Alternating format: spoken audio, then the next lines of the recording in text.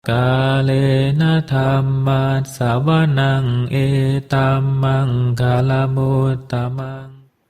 Penuturan syair Dhammapada di video ini ditujukan untuk kita renungkan. Penuturan bahasa Palinya bukan sebagai sarana pembelajaran pengucapan bahasa Pali yang benar. Penutur memohon maaf atas kesalahan yang terjadi, baik dalam pengucapan maupun dalam pelantunan bahasa Pali dari bait-bait Dhammapada ini. Untuk syair Palinya, penutur memilih membacakan dari hard copy kitab Pustaka Dhammapada Pali Indonesia yang diterbitkan oleh Sangga Theravada Indonesia.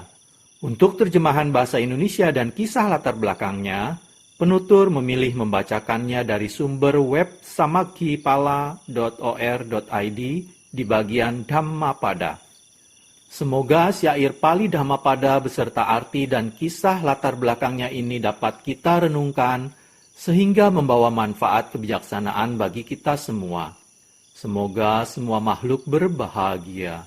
Sadhu, sadhu, sadhu. Terima kasih.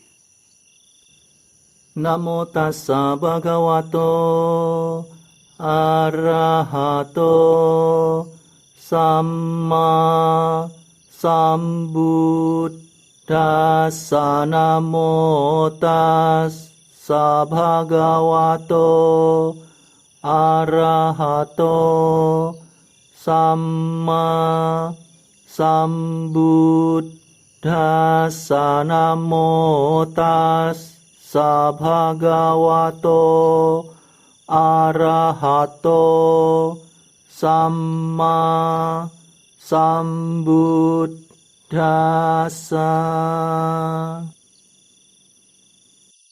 Pembacaan bait-bait Dhammapada beserta arti dan kisah latar belakang dibabarkannya bait tersebut oleh Buddha Gautama.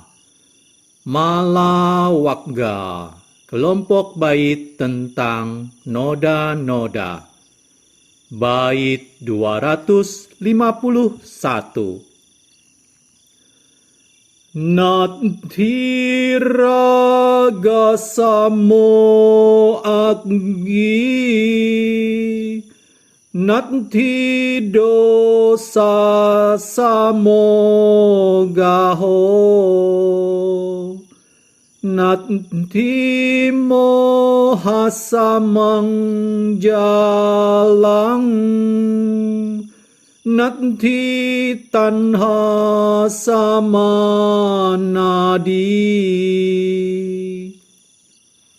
Bait 251 artinya, tiada api yang menyamai nafsu, tiada cengkraman yang dapat menyamai kebencian, tiada jaring yang dapat menyamai ketidaktahuan, dan tiada arus yang sederas nafsu keinginan. Kisah latar belakang dibabarkannya bait 251 Malawakga oleh Buddha Gautama. Kisah 5 murid awam. Pada suatu ketika, 5 murid awam hadir pada saat Sang Buddha sedang berkhotbah Dhamma di Wihara Jetawana. Seorang dari mereka duduk tertidur. Orang kedua menggambar garis-garis di tanah dengan jarinya. Orang ketiga mencoba mengguncang sebatang pohon, dan orang keempat memandang langit. Orang kelima merupakan satu-satunya murid yang mendengarkan Sang Buddha dengan hormat dan penuh perhatian. Anandathera yang berada di dekat Sang Buddha sambil mengipasi beliau melihat tingkah laku 5 murid awam yang berbeda tersebut. Ia berkata kepada Sang Buddha, "Bante, Sementara Bante menguraikan dhamma seperti tetesan air hujan jatuh dari langit, hanya 1 dari 5 orang itu yang mendengarkan dengan penuh perhatian. Kemudian Ananda Thera menyampaikan tingkah laku yang berbeda dari 4 orang itu terhadap Sang Buddha dan bertanya, mengapa mereka bertingkah laku demikian? Sang Buddha menjelaskan kepada Ananda Thera, Ananda, orang-orang ini tidak dapat menyingkirkan kebiasaan lama mereka. Dalam kehidupan mereka yang lampau, orang pertama adalah seekor ular.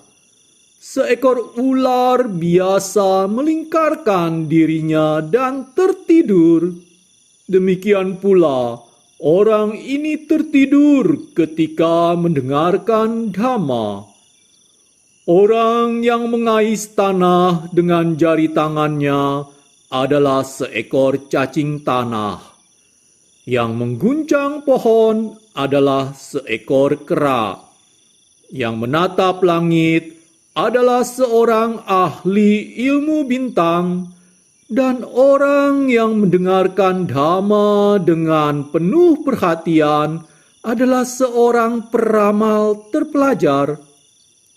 Dalam kaitan ini, Ananda, engkau harus ingat bahwa seseorang haruslah penuh perhatian untuk dapat memahami dhamma, dan bahwa banyak sekali orang yang tidak dapat menjalankan hal ini.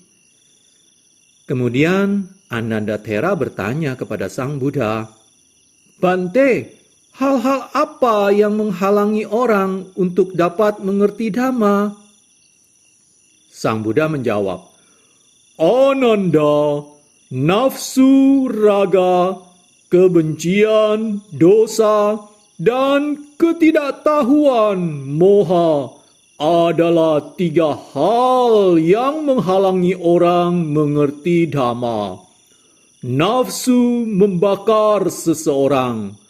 Tidak ada api sepanas nafsu. Dunia mungkin saja terbakar ketika 7 matahari muncul di angkasa.